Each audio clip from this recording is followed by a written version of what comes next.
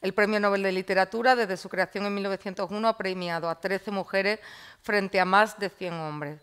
Yo creo que es, por tanto, una celebración y nuestras invitadas de esta tarde están aquí para confirmarnos, para aportarnos datos y experiencia personal. Les decía, una celebración necesaria a la que la Fundación Cajasol se une por tercer año consecutivo, y en esta ocasión pues lo vamos a hacer en una mesa redonda o en un sofá, que hablamos de mesa redonda, pero estos sofás Chester son mucho más acogedores.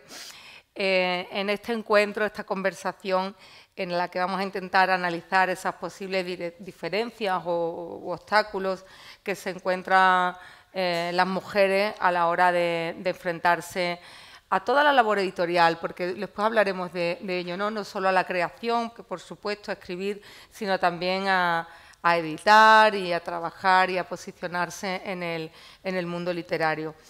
Sobre todo, pues, teniendo en cuenta los retos a los que se enfrenta actualmente el sector editorial.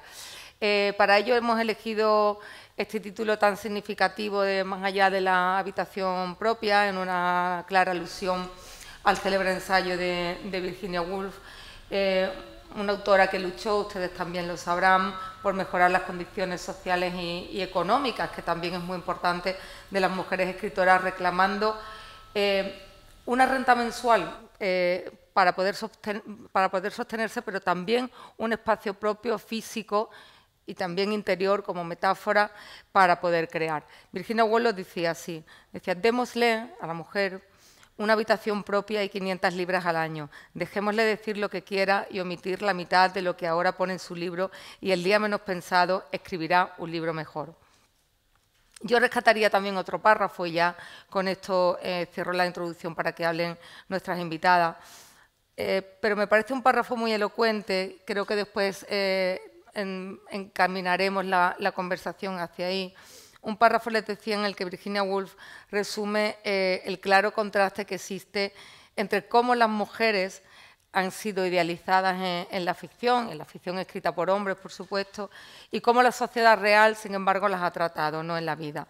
Decía ella: no siendo historiador, quizás podría ir uno un poco más lejos y decir que las mujeres han ardido como faros en las obras de todos los poetas desde el principio de los tiempos. En realidad, si la mujer no hubiera existido más que en las obras escritas por los hombres, se la imaginaría uno como una persona importantísima, polifacética, heroica y mezquina, espléndida y sórdida, infinitamente hermosa y horrible a más no poder, tan grande como el hombre, más, según algunos. Pero esta es la mujer de la literatura.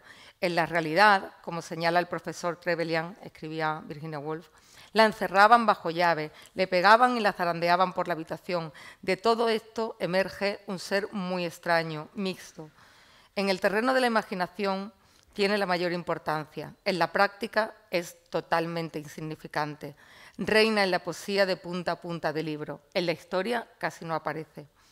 En la literatura domina la vida de reyes y conquistadores. De hecho, era la esclava de cualquier joven cuyos padres le ponían a la fuerza un anillo en el dedo.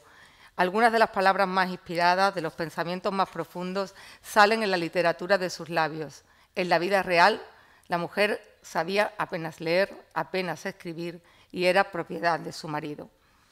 Bueno, pues este espacio tan literal como metafórico que decíamos que es la habitación propia de Virginia Woolf, yo creo que sigue resultando a veces incómodo para la mayoría de las mujeres que se dedican a la literatura, un cuarto a veces yo creo que poco ventilado, al que hoy vamos a intentar abrirle una nueva y esperanzadora ventana con esta charla. Nos acompañan 3 profesionales vinculadas al sector de la literatura, del libro y de la creación literaria femenina, como son Beatriz Rodríguez Delgado, Beatriz, perdona, que te tengo aquí, María José Barrio y Eva Moreno Lagos, que os habéis cambiado y me he despistado. No lo repito, ella es Beatriz, aquí a mi derecha tengo a María José y en el otro extremo, en el otro sillón, está Eva Moreno. Os voy a reseñar un poquito para contextualizar sus perfiles profesionales y a continuación ya empezamos la charla. Beatriz, como así lo tenía por este orden que os habéis cambiado, pero es ella. Beatriz Rodríguez Delgado es sevillana, de 1980 y licenciada en Filología Hispánica. Ha participado en guiones de documentales y en diversas antologías de relatos y ha colaborado con medios de comunicación cultural como Trama y Texturas, Zenda, Público e Infolibre. Como narradora ha publicado los libros de relatos La vida real de Esperanza Silva, El sexo de las embarazadas y la novela Cuando éramos ángeles. También desarrolla su labor profesional como editora y gestora cultural, dirigiendo proyectos como Musa las 9 Editorial, el Festival de Poesía de Madrid, Poemat, el canal No Solo Poetry o el ciclo Arte y Oficio en el Cine Español para la Academia de Cine.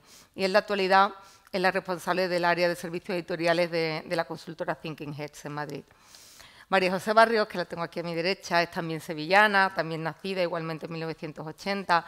Ella es licenciada en Comunicación Audiovisual y es una de las fundadoras y coordinadora general de los talleres de Casa Tomada. María José en 2007 empezó a impartir talleres de escritura y en la actualidad imparte también las asignaturas de escritura creativa y mitos e imaginarios de la cultura audiovisual en los grados de Comunicación Audiovisual y Periodismo de USA, que es un centro adscrito a la Universidad de Sevilla. En estos últimos 10 años ha obtenido una docena de premios y menciones literarias que se traducen en otras tantas apariciones en libros colectivos. En 2009 publicó Cuentos Mínimos y la mayoría de sus relatos pueden leerse en su blog www.cuentosminimos.com. Lo he dicho bien, ¿no? Y por último, Eva Moreno Lago. Buenas tardes, Eva. Eva es profesora en el Departamento de Literatura Española y Hispanoamericana de la Universidad de Sevilla. Es doctora en Estudios Filológicos en la línea de investigación Mujeres, Escritura y Comunicación de la Universidad de Sevilla. Es también licenciada en Artes Escénicas por la Escuela Superior de Arte Dramático, con la que obtuvo el Premio Extraordinario Fin de Carrera por la Junta de Andalucía en 2012. Desde 2013 forma parte del grupo de investigación Escritoras y Escrituras, que en 2020 ganó el Premio Sevilla Territorio de Igualdad por su trayectoria en los estudios de género y literatura. Y en el ámbito de este grupo es donde desarrolla su línea de investigación en el estudio de las artes escénicas con perspectiva de género, la historia literaria y cultural protagonizada por mujeres de principios del siglo XX en España, la literatura autobiográfica de las mujeres intelectuales españolas y también la literatura lésbica. Bueno, pues muy buenas tardes a las tres. Bienvenidas. Gracias por participar en este Día de las Escritoras, que, como decíamos, y ahora vosotras me dais vuestra opinión, pero creo que es una celebración muy pertinente aún hoy y en el contexto literario y editorial, a pesar de que hoy pues, nos hayamos despertado con la gran noticia de que ha sido una mujer la ganadora del Premio Planeta, que puede ser un poco, digamos, el símbolo, ¿no?, del premio literario comercial español por excelencia. Bueno, para empezar, muchas gracias por que la Fundación Cajasol cuente conmigo un día más, un año más, para conmemorar este día, que las personas que nos dedicamos a los estudios de género realmente no es un día, es los 365 días, ¿no? Y por contestar esta pregunta, yo creo que tenemos también una visión de la historia que tampoco ha sido contada de forma real. ¿En qué sentido? Las primeras poetas que nosotras tenemos en España son las poetas de Al-Ándalus, es decir, son las jarchas, que es la primera producción de la literatura española. No llegan a ser todavía un castellano, pero son muy parecidos, ¿no? Y tenían una escritura bastante valiente y sí escribían con su nombre. Entonces tenemos unas mujeres bastante valientes, estas poetas de Al-Ándalus, que además tenían una contestación bastante activa también en cuanto a los planteamientos amatorios, que luego vemos los cánticos de amigos, que todo lo contrario, ¿no? Esperan a ese amado que llega y de repente empiezan a tener ya un papel más pasivo. Y normalmente estas mujeres, que son las que empiezan nuestra literatura española, no son presentadas así. Y incluso estos fragmentos tampoco. Entonces, no es que siempre han tenido un seudónimo. Creo que antes, dependiendo de cada periodo, cada escritora han trazado muchísimas estrategias para poder firmar con su nombre y con su propia experiencia femenina. Esto ha sido un anhelo que siempre ha estado. Cuando han encontrado obstáculos, han empezado a trazar estrategias, está claro, ¿no? Incluso algunas muy conocidas, yo he traído algunos fragmentos, como Sor Juana Inés de la Cruz, ¿no? Sor Juana Inés Inés de la Cruz, de las pocas escritoras que están en el temario incluso de filología hispánica, que es tremendo, ella tuvo al final un final muy triste, de las pocas, la única mujer, por ejemplo, que aparece en el temario de la lírica barroca de la literatura hispanoamericana. Y sin embargo, una poeta reconocida, incluso en su momento, precisamente por ser reconocida, y os quiero leer lo que ella nos cuenta, tuvo muchos ataques para que se silenciara su voz, ¿no? ¿Y qué pasó? Que después de estos ataques, que os voy a leer y cómo ella se intenta defender, ella no se mete en el convento porque quería ser monja, porque tenía vocación, sino para poder estudiar, porque sabía que con el matrimonio no iba a poder estudiar, ¿no? Entonces empieza a recibir una serie de amenazas de un montón de obispos, arzobispos, casi siempre figuras eclesiásticas, ¿no?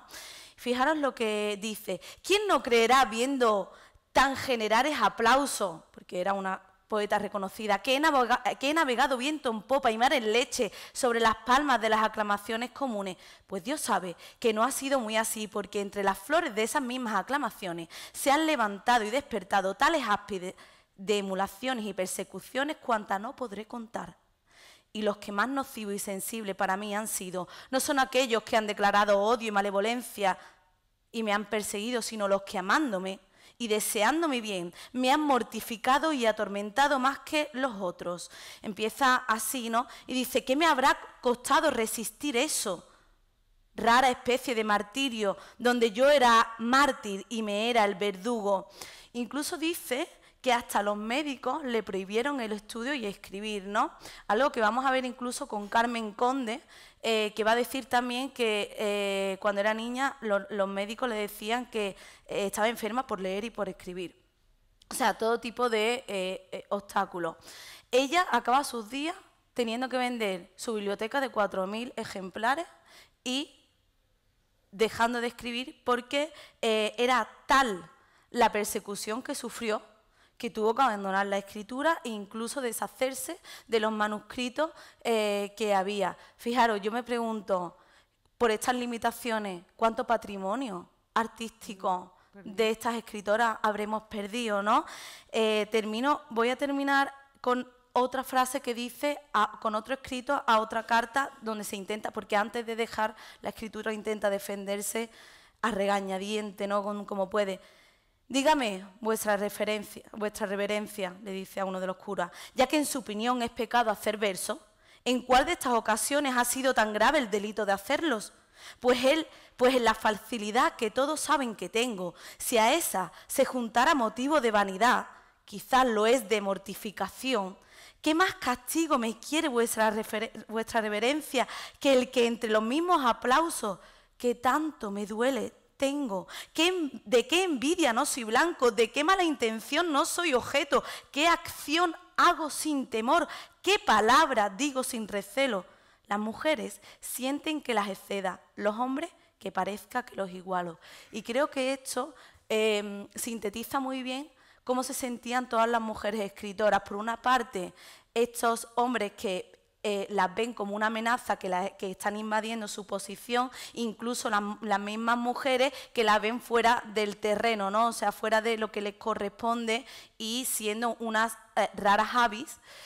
Y a partir de ahí empezaron a trazar estrategias. Ella se designó, otras empezaron a utilizar seudónimos, muchas contemporáneas como la famosa Amarilis, que le escribe a Lope de Vega, se resguarda sobre ese seudónimo. El caso tan conocido de María de la O. Lejárraga, ¿verdad? Que tenemos el documental, que ella dice, la primera vez escribió una obra y la firmó.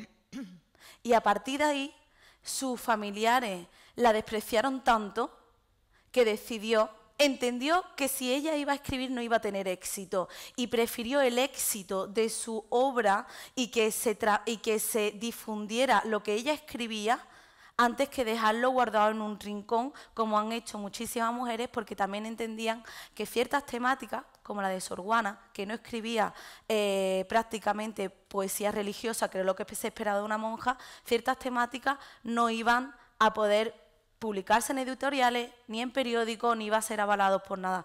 Por ejemplo, los de temática lésbica, las que hablaban de la maternidad fuera de una forma no idealizada, y casi todas las experiencias femeninas han sido vedadas.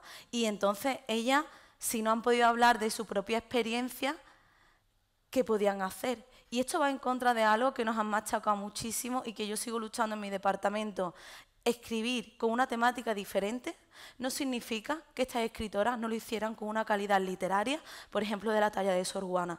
Simplemente la experiencia femenina es diferente y, por lo tanto, hablaban de temas que normalmente resultaban incómodos para muchos sectores de la sociedad, ¿no? Y estoy viendo además el María Moliner desde aquí y parece que nos está guardando, ¿no? También en esta conversación. Toda la figura de María Lejárraga es interesantísima. Sabéis que además fue Vanessa Monfort, antes del documental de Laura, bueno, de hecho Vanessa Monfort ayudó muchísimo a Laura, que un poco rescató primero con la obra de teatro y luego con la novela. Y yo he hablado con ella de esto porque es interesantísimo ese proceso en el que ella decide renunciar a su nombre.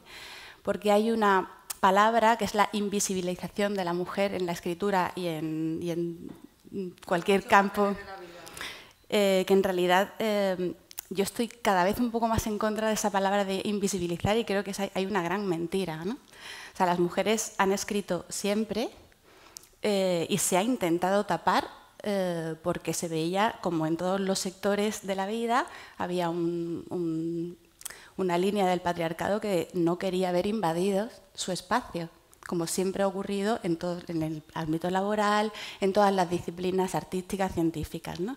Y la propia María decía, o sea, Vanessa Monfort no ve a María Lejárraga como una víctima, en el sentido de que ella decidió que la única manera de que ella podía escribir era firmando con otro nombre, y no le importaba. De hecho, ella le da la vuelta y dice, utilizó a su marido para poder seguir escribiendo, ¿no? Que es también muy interesante porque el victimismo es algo de lo que también Virginia Woolf estaría de acuerdo, nos tendremos que ir desprendiendo poco a poco, ¿no? Bueno, son absolutamente contradictorios. Yo, además de dar las gracias a la Fundación, siempre saludo a todas las mujeres que venís aquí a darnos calor y a los poquitos hombres que cada vez sois más en estas charlas, pero siempre me hace mucha ilusión ver a alguno. Vamos a ver, efectivamente, los datos son abrumadores, hay más lectoras que lectores. Sigue habiendo más escritores publicados, pero hay una percepción social, que a mí me alucina, de que las mujeres publican más que nunca, como si esto molestara, ¿no? Siempre, evidentemente, por parte de voces masculinas. Es que las mujeres, y ahí están los datos, que demuestran que esto todavía no es real. Tú has mencionado antes en un par de ocasiones el Premio Planeta, no es el foro para discutirlo, pero sí me parece una puntualización interesante. Yo considero que el Premio Planeta es un premio comercial, más que literario. Pero el hecho de que se lo den a mujeres de una manera cada vez más paritaria me parece un reconocimiento al hecho de que quien van a comprar ese libro son mujeres, sin más. Era el día hoy. Sí, No no es que tenga yo especial inclinación. Por supuesto. No, quería hacer el matiz porque no me parece ninguna tontería. Es decir, bueno, un premio comercial, el más importante de España, y las mujeres con mayor presencia cada vez, pero claro, pues si somos las que compramos las que vamos a comprar ese libro, ¿no? Que un grupo editorial grande como Planeta tenga eso clarísimo, vamos, los demás podemos decir lo que queramos, pero ellos saben a quién le venden los libros, saben quiénes somos las compradoras. Sí me sigue extrañando esa percepción de que las mujeres lo tienen más fácil para publicar a día de hoy, que la hay. O sea, hay cada vez más voces masculinas reclamando o quejándose de esto de manera más o menos velada, cuando no tiene base, no es real. Ahí están los datos. Sí, los datos dicen que son, he dicho, sí. 44 de cada 100 y son hombres y 27 Vamos, que la diferencia todavía es bastante abrumadora, bastante ¿no? Para grande, sí. O sea, sigue molestando la presencia de la mujer, tenemos que seguir entrando de puntillas o pidiendo permiso, ¿no? No lo sé. Sí es verdad que todavía tenemos desde como librera hablo ahora y ahora eso te quería preguntar, ¿no? Porque hemos puesto sobre la mesa también la riqueza de esta reunión, por cuanto cada una ocupáis un sector diferente de la actividad literaria, y una que a mí me parece fundamental es la del librero, que siempre se ha dicho, ¿no? y en ese sentido sí nos parece valiosa tu testimonio, ¿no? de tu experiencia como librera. Sí, diré, mira, yo siempre cuento, ya que estamos hablando del Premio Planeta, el caso de Carmen Mola. Es que me parece divertido comentar esto, ¿no? El caso de Carmen Mola, escritor, los 3 escritores con el seudónimo de Carmen Mola. ¿Qué puedo contar? Hay una inclinación natural, cada vez mayor, de mujeres a leer mujeres. Estamos muy pendientes y muy defensoras y hacemos mucho proselitismo de la literatura escrita por mujeres, y creo que es nuestro papel hacerlo. Todavía hay un sector de lectores, de hombres, que de manera natural no lo hacen, no se acercan a la literatura escrita por mujeres. No creo que sea una resistencia consciente, ¿eh? De verdad que no creo que lo sea, y no sencillamente, bueno, pues se han criado con lecturas de autores, pues tienen sus referentes masculinos. ¿Por qué hablo de Carmen Mola? Porque el día que salió a la luz pública, que eran 3 hombres, fue al día siguiente la primera vez que vinieron 2 hombres a preguntar por ese libro. ¿Por qué? Bueno, pues ahora que eran hombres sí les interesaba. Llevaba 4 o 5 años utilizando el seudónimo de mujer y no. Como este tenemos muchísimos ejemplos.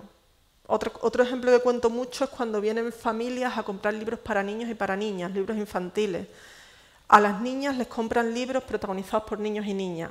A los niños les recomendamos un libro protagonizado por una niña y te dicen, es que no se va a sentir identificado. Y para mí eso es la base quizá de este problema, ¿no? Que un niño no se puede sentir identificado con la experiencia protagonista de una niña de un libro. Si empezamos desde pequeñitos separando y diciéndole a los niños que esa literatura no es para ellos, y estoy hablando de novelas como Matilda, de Roald Dahl, escrita por un señor, ¿eh? Si desde pequeñitos los niños crecen leyendo aventuras protagonizadas por niños, porque las de ellas no va con ellos, pues eso se va a reproducir en la vida adulta, ¿no?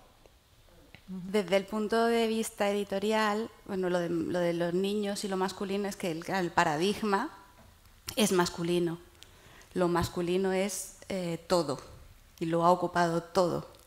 Entonces ellos no sienten que eso sea una cuestión de género. Sin embargo, el hecho de que los hombres quieran leer a hombres, a lo mejor no es tan extraño, ¿no? Igual que las mujeres quieren leer a mujeres, a lo mejor se sienten identificados con esas historias.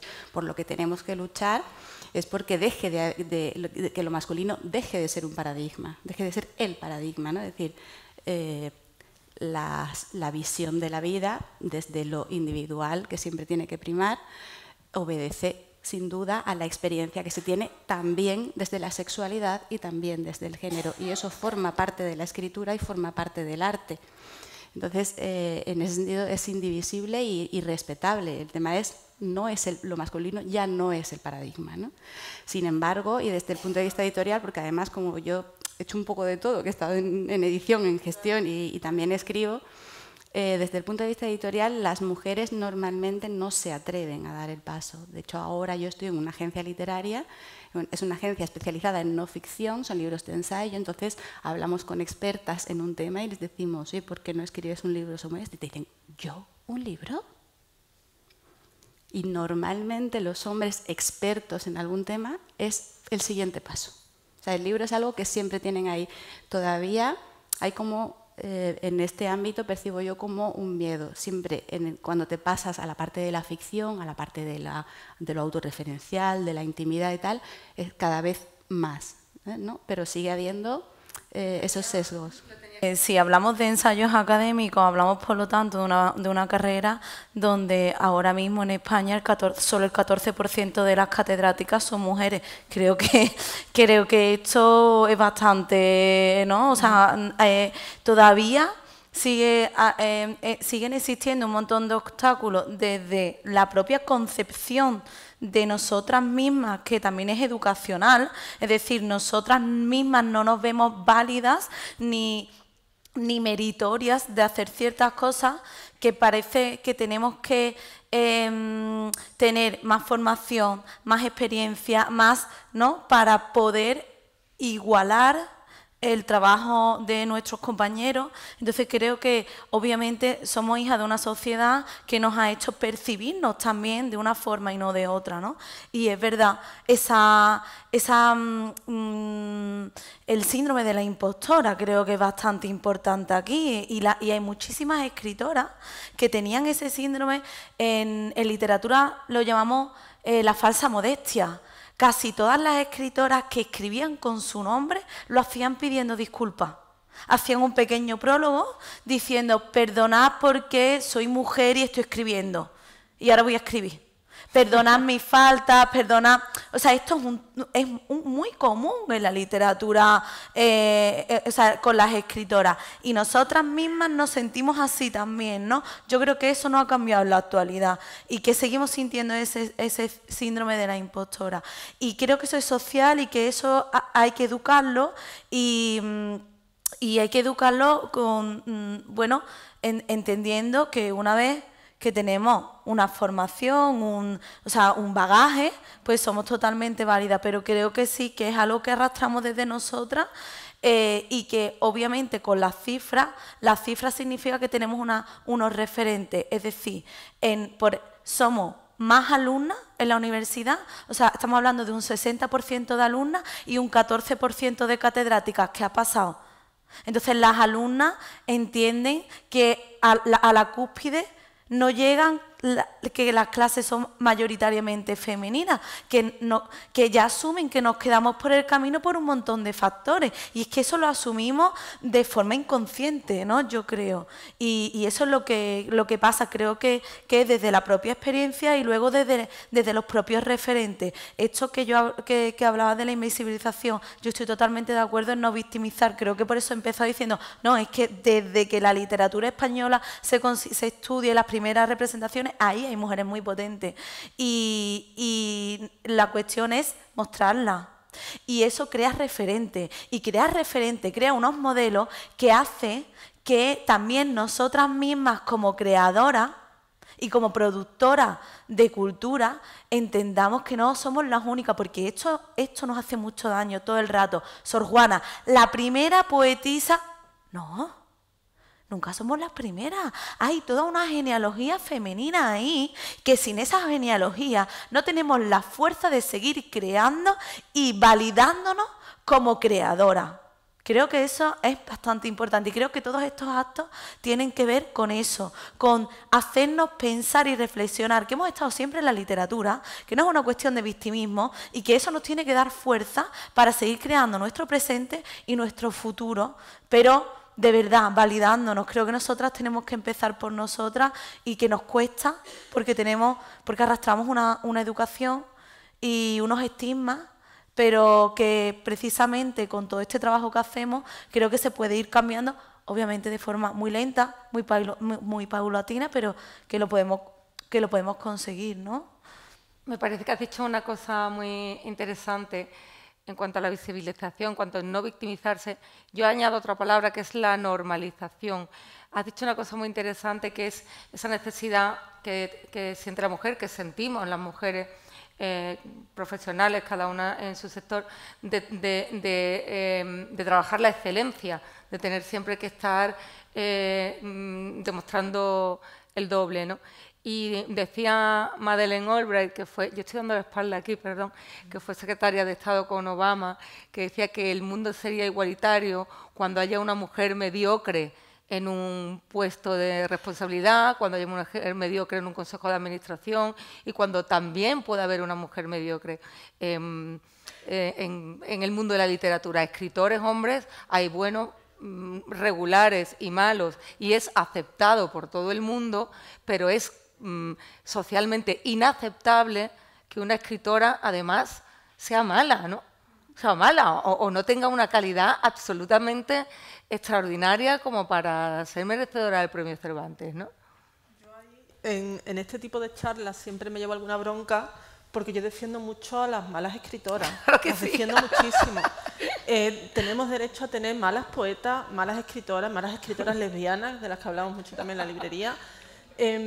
Pero es curioso porque tengo la impresión de que muchas veces se utiliza a esas escritoras, no esto que se categoriza de literatura femenina como algo inferior a la, ¿no?, para mujeres, yo qué sé, estos géneros de literatura romántica, chick lit, como si fuese lo más representativo de la literatura escrita por mujeres, ¿no? Como si por culpa de eso lastra la literatura femenina y las otras, para estar a la altura, tienen que demostrar con creces su calidad, pues, la entidad con la que han conseguido reconocimiento.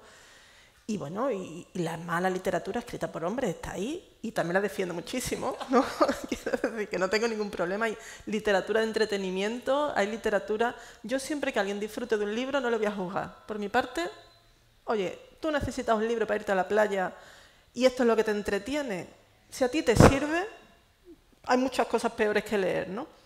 Pero es curioso, ¿no?, que se ha utilizado esa etiqueta como algo inferior y ese tipo de literatura como si fuese la mayoritaria escrita por mujeres, ¿no? Como la excusa para deslegitimar, la producción femenina. Insisto, que no necesito criticar ningún tipo de literatura para defender lo que quiero defender, sino un poco apoyando la idea de que las mujeres escritoras tienen que ser 10 veces más buenas, excelentes, para ganarse el puesto. Bueno, podemos estar ahí y ser buenas, malas o peores, ¿no? Sí, Beatriz, tú que estás en el cuerpo a cuerpo con los autores muchas veces, no sé si tienes tú esa percepción de ese nivel de exigencia, de autoexigencia de la mujer, ¿no? Cuando tiene un puesto, sobre todo cuando tiene ya una vida pública, ¿no? Bueno, hay muchas capas, ¿no? Justo toda la literatura de bestseller ahora mismo creo que está liderada por mujeres, hay muchísimas mujeres vendiendo mucho.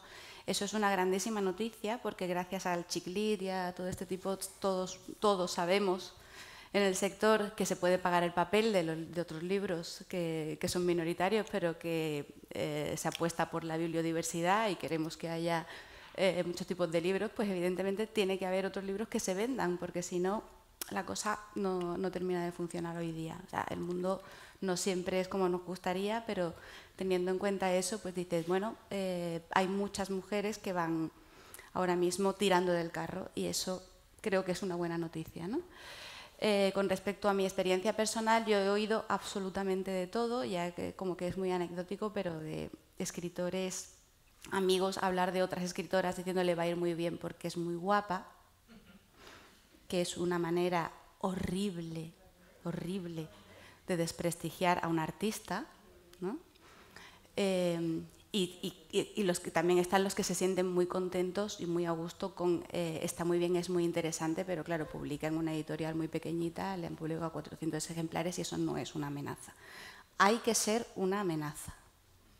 Yo creo que desde la literatura, la escritora y el escritor también, o sea, para la sociedad, un escritor, un artista tiene que ser una amenaza, tiene que patar, tiene que decirle a la gente, mira, este es el espejo de la vida que yo veo y hago esta crítica. Por supuesto, hay literatura de entretenimiento también maravillosa, pero bueno, la literatura de la que estamos hablando desde el punto de vista de la creación siempre tiene que ser, desde mi punto de vista, un poquito contestataria, ¿no? Entonces, está bien, o sea, yo creo que esa crítica de la que se habla está bien porque cabalgamos, ¿no? Porque al final algo está ocurriendo. Había un establishment en el que los escritores hombres estaban muy cómodos, nunca se habían planteado realmente que hubiese una amenaza y todas estas críticas que están saliendo ahora quieren decir que, bueno, que algo estamos haciendo bien o que por lo menos estamos poniéndonos al mismo nivel, ¿no? Has sacado otro tema que traía yo aquí apuntado. ¿La crítica literaria trata diferente a hombre o a mujer? Me está diciendo que sí, Eva. Sí, es que, bueno, que yo creo que la historia literaria no tiene también que enseñar eso. La crítica literaria, yo mi tesis doctoral la hice precisamente de las mujeres en la generación del 27 y hice primero un rastreo para ver las reseñas en las revistas literarias. desde entonces, pero es que hemos visto la crítica que estaba recibiendo también Sor Juana, siglo XVII, que cuando lo vemos no ha cambiado mucho y no cambia con lo que voy a decir. Yo me di cuenta, yo hice una catalogación, había las reseñas hechas a las obras de las mujeres, de las escritoras, por una parte, o se centraban en el cuerpo y hablaban de lo guapa, lo fea, lo joven, etcétera, que era. ¿De verdad? Sí. O sea, entonces, ¿qué pasa? Que si tenemos una reseña que en los periódicos sabemos que tienen unos caracteres delimitados y más de la mitad, en vez de hablar de la obra, hablamos de del aspecto físico de las mujeres. De hecho, por ejemplo, Concha Méndez, como era buena, entonces se viribilizaba y se convertía como en un monstruo, la deformaban, hablaban que tenía los dientes muy grandes, echados para adelante, entonces hablan del cuerpo, sea para bien o sea para mal, y no de la obra. Normalmente, sobre todo eso, ¿no? Las más buenas pues las virilizaban porque estaban adquiriendo una categoría que no era propiamente femenina. Entonces, por una parte, se centraban en el aspecto físico. La otra característica muy señalada que la vamos a ver, y creo que la seguimos arrastrando, es la infantilización. Es decir, siempre eran noveles, siempre eran emergentes, o sea, siempre escritoras que están emergiendo, o sea, que habían publicado ya 4 libros y, bueno, la escritora novel, la joven, la señorita. Entonces vemos una infantilización también que si no profesionalizamos, no las tratamos como profesionales, no podemos darle, eso significa que no le estamos dando el valor que tiene su obra. O sea, tenemos que tratarlas como profesionales. Y eso es que nos sigue pasando y ahora no lo decís vosotras, ¿no? Es que estáis más en el ámbito, en la actualidad con las editoriales y las librerías. Y sobre todo estos dos son los que más se veían, ¿no? El aspecto físico y la infantilización. Luego hay otra cuestión, pero al final siempre se dedicaba una menor parte al análisis o a la reseña de la obra en sí. Y eso va en detrimento, porque, a ver, si tú eres una lectora, que tú compras el periódico y dices, a ver, ¿qué libro me voy a comprar? ¿No? Y resulta que tienes una reseña de Antonio Machado que es una carilla entera y luego la misma carilla de una escritora pero de la que hablan sobre ella y luego un parrafito al final del poema del poemario que ha sacado, y además luego muchas veces también la otra parte es en esa reseña es si esos poemas o esa publicación que había hecho estaba dentro de los temas apropiados o no a las mujeres. Eso era otro de los asuntos que se trataban. Entonces, la calidad literaria nunca la ha tratado la crítica. Nunca ha tratado otros aspectos que son ideológicos, que son sobre todo de considerar a la mujer no como escritora, sino como una niña o un objeto, algo como fuera de, o sea, nosotras en la literatura tenemos el papel de musas, sobre todo, y estamos trascendiendo como escritoras otro territorio que no nos pertenece y que los críticos literarios hasta hace muy poco y ahora mayoritariamente siguen siendo hombres, y no nos olvidemos, no hombres cualquiera, hombres de una clase social alta, blancos, normalmente heterosexuales, y eso significa que traen unos valores que van a impregnar en las reseñas que hacen y en la selección de las obras. Dios, me has dejado. No sé si queréis apuntar algo.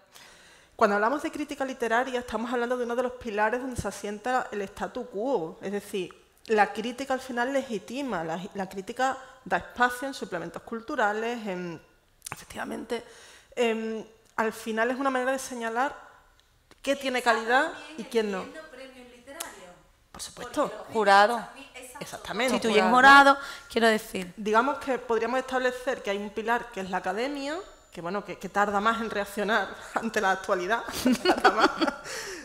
La crítica se supone que hace esa labor, ¿no? de estar ahí como la gente que se encarga de valorar lo que se publica a día de hoy, pero tenemos un fenómeno muy reciente que es la democratización del acceso a la cultura, y son las redes sociales. Es decir, ya con las aplicaciones, con los miles de prescriptores literarios, de prescriptoras, con las reseñas de Goodreads, de Amazon, ya hay mucha gente que no se informa a través de esa crítica, que de hecho no habrá leído una reseña literaria, una crítica literaria en un periódico en la vida, ¿no? que se mete en Goodreads y dice, ¿te ha gustado este libro? Si te ha gustado este, también te gusta este otro, ¿no? O en Amazon directamente.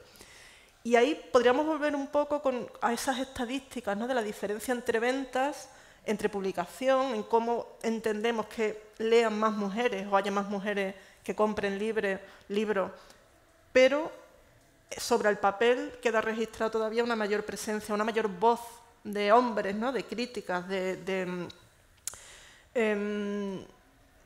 legitiman todavía a hombres, pero las mujeres compran más. ¿Por qué? Porque no los escuchan, probablemente, ¿no? Porque si no, menos mal, quiero decir, menos mal que tenemos otras vías de acceso, ¿no? Era un poco la idea a la que quería llegar. Como os doy dos ejemplos. A mí me gusta mucho contaros cosas que voy leyendo estos últimos meses, pero no voy a dar nombres esta vez, porque esta vez estoy muy enfadada. Hubo un libro de una autora sevillana también que se publicó hace un par de años, que ahora acaba de ganar el premio Tusquets, por cierto, Silvia Hidalgo, que recibió algunas críticas de académicos, de uno de los académicos más importantes de este país, diciendo lo que le había sorprendido que le gustara el libro. Porque, según él, era un libro donde había una mujer a la que no le pasaba nada y que aún así era interesante. Y lo digo con toda la ternura, o sea, me enfadó, pero al mismo tiempo me provocó mucha ternura, ¿no? Este hombre diciendo, es que no le pasa nada y sin embargo el libro es interesante. Y tú decías, pues bueno, no sé, ¿qué pasa en Buscar el tiempo perdido? No sé, en Ulises, ¿no? No le pasa nada. Este fenómeno en 24 horas. De señor, claro, ¿no? Este señor blanco, heterosexual, sorprendido de que le pueda interesar el punto de vista de una mujer, pues me parece tierno y a la vez de señor, hágaselo mirar, ¿no? Y recientemente ha salido publicado un libro, este sí que no voy a dar pista ninguna, pero vamos, que se supone que es una mirada certera a esta idea de que a las mujeres tienen más éxitos por su cuerpo que por su aspecto físico, que por sus novelas, que cómo puede ser esto posible. El escritor que firma este libro hace preguntas directamente tramposas, dice que ha hecho un montón de entrevistas, pero claro, la pregunta que le hace es, ¿por qué a la mujer se le sigue teniendo más en cuenta su físico? ¿Por qué preguntas estas barbaridades? O sea, ¿por qué preguntas esto? Él ha basado todo un libro en un punto de vista que es el suyo personal, que es absolutamente horrible. Y aquí está publicado en 2023. Entonces, está bien. ¿A quién le hace esa pregunta? Creo que también. Bueno, no sé. Es interesante para entender el análisis. Una pregunta mentirosa, claro. O sea, parte de una base en la que, bueno, escritores, por ejemplo, quejándose de las mujeres, de la manera en que las mujeres presentan sus libros en redes sociales, las autoras, la manera en que las autoras se presentan a sí mismas, porque creo que lo hacen al margen de ese circuito controlado por hombres, ¿no? Les molesta.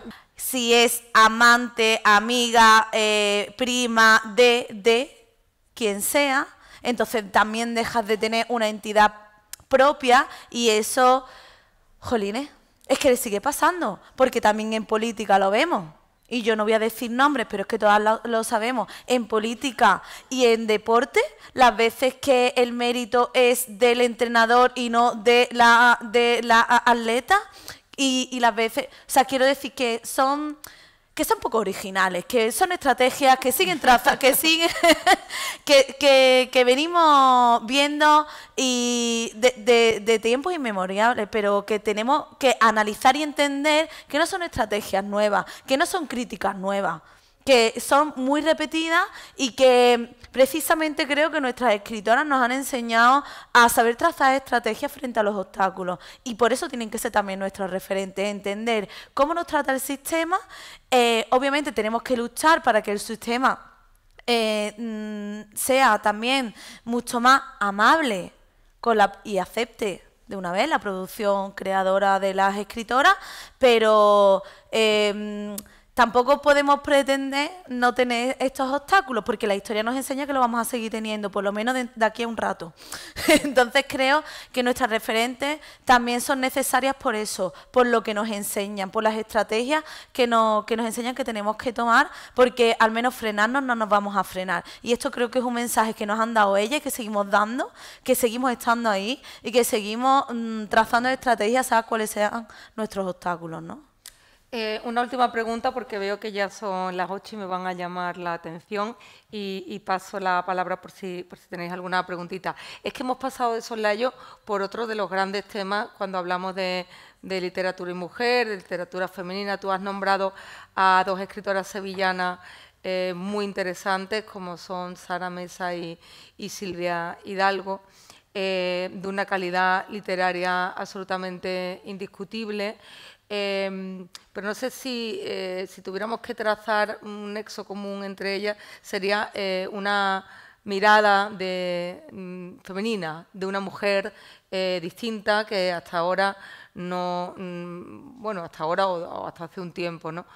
Pues no era protagonista en la ficción literaria. ¿Existe esa mirada? ¿Existe la literatura escrita por mujeres? ¿Existe la mirada femenina en la literatura? Sí, está muy estigmatizado, ¿no?, lo de literatura femenina, precisamente por todo lo que estamos hablando, ¿no?, porque nosotros mismos pensamos que la palabra femenina es algo inferior. Entonces eso como que rebaja el nivel de la literatura. La literatura no tiene que tener género, tiene que tener género masculino, por supuesto, que es el género con mayúsculas. Yo creo que hay que escribir, como he dicho antes, desde la experiencia. Creo que hay literatura hoy día escrita por mujeres que es, en el mejor sentido de la palabra, femenina. Esto es, que habla del cuerpo de las mujeres, que habla como las mujeres somos un cuerpo que muchas veces es vejado, es violado, como una mujer le afecta un embarazo, como a la mujer le afecta desde muchísimos puntos de vista el ser mujer físicamente, ¿no? Y eso es algo que está trascendiendo en la literatura y que lo que llamábamos antes literatura autorreferencial, ¿no?, que ahora se llama autoficción directamente, ¿no?, ha puesto el yo femenino en el centro de la escritura, y a mí me parece muy interesante. Desde mi punto de vista personal como escritora, lo autorreferencial no me ha interesado nunca tanto, pero sí que me interesa la otra parte de la realidad, o sea, contar que el punto de vista sí que sea femenino. Ahora mismo estoy leyendo muchísimas escritoras que están en el realismo mítico, que no es realismo mágico, sino que es el realismo mítico en España, que es como, por ejemplo, que además son autoras de anagrama también, Irene Solao, Cristina Sánchez Andrade. Ellas están trabajando en ese realismo mítico, es decir, vamos a reescribir la literatura desde el punto de vista de las mujeres en un plano mágico para poder inventar el mundo como nosotros pensamos que es. Se ha inventado el mundo siempre, y la ficción sobre todo, y si digo realismo mítico, por supuesto todos pensamos en realismo mágico, pero es que la primera autor, y lo digo irónicamente, ¿no?, del realismo mágico fue Elena Garro, con una novela que se llama Los recuerdos del porvenir. Eso no se sabe. Cuando tú dices realismo mágico, la gente piensa en Gabriel García Márquez.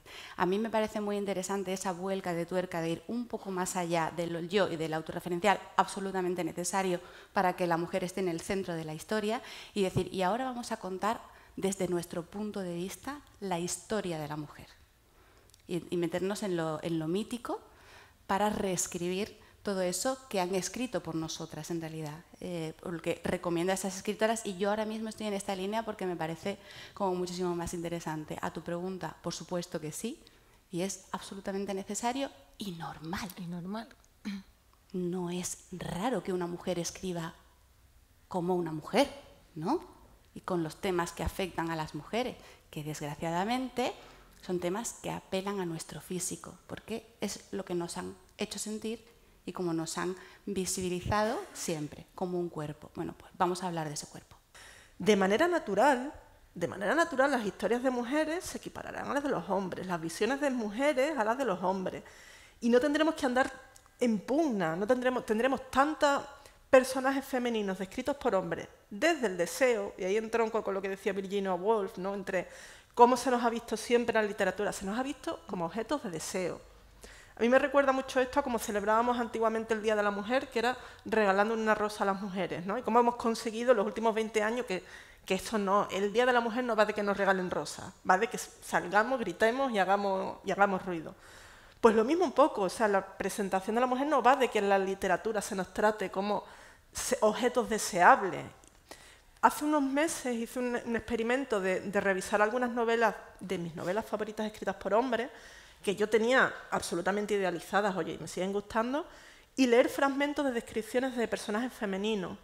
Es espeluznante.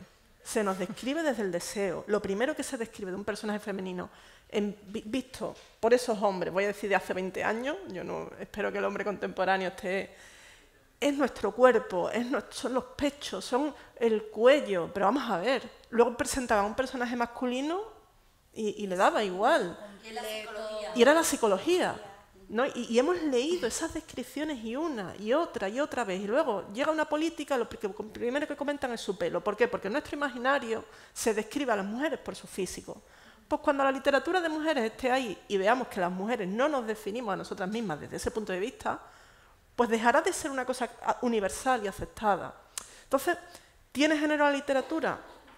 Pues, claro, pero ¿cómo no lo va a tener? Como todo en la vida. Como todo, ¿no? Es una experiencia que debe estar ahí, igual que está... Entonces, no hay ni referencia de otras culturas y, por supuesto, tampoco hay referencias de otras experiencias. Yo creo que Rosa Montero dijo algo muy importante con respecto a esto de la literatura femenina, con lo que yo estoy de acuerdo, y es que si tuviéramos la misma educación y la misma experiencia y sociabilizáramos igual, entonces no habría diferencia en la escritura. Porque si hay diferencia en la escritura es porque nuestras experiencias son totalmente diferentes. En el momento que eso no ocurra, entonces no habrá esas diferencias.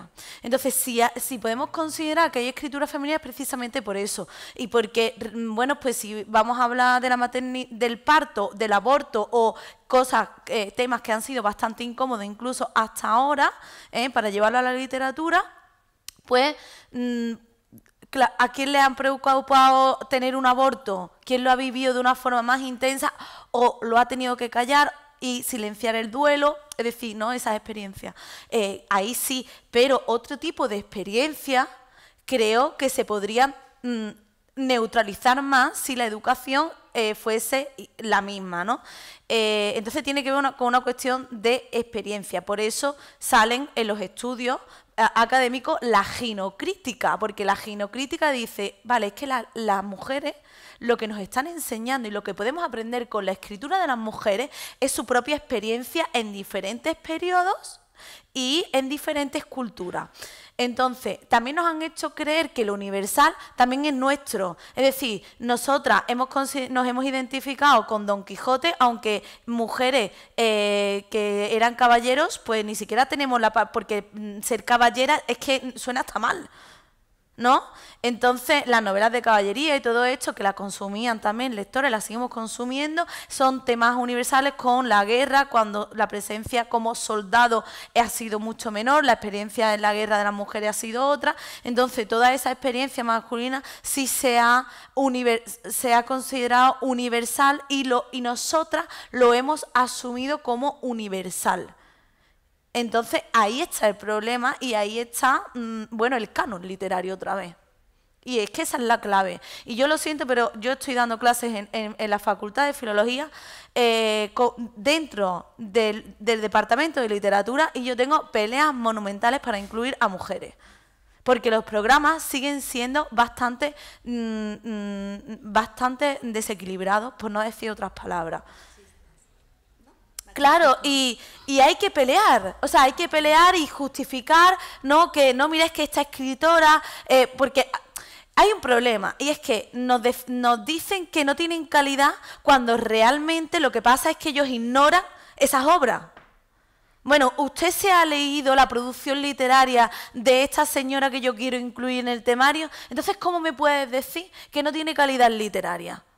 Y aparte, otra cosa, explíqueme los criterios de la calidad literaria, porque yo soy especialista y llevo mucho tiempo analizándolo y es una cuestión que no hay una regla, no hay unas reglas estrictas. No, esto no es geometría, que te doy una definición exacta y sabes lo que es el triángulo equilátero. Esto no, así no es la literatura. Y la calidad, aunque sí, se puede distinguir, pero no hay una fórmula exacta. Esto no es química. Entonces, eso también hay que considerarlo. Porque si la calidad significa que muchas de las escritoras se salen de ciertas convenciones literarias, bueno... Sí, muchas veces también la calidad literaria en la historia ha estado identificada con los años que lleva un señor en un libro de texto. Las mujeres no han tenido acceso a estar dentro de los libros de texto.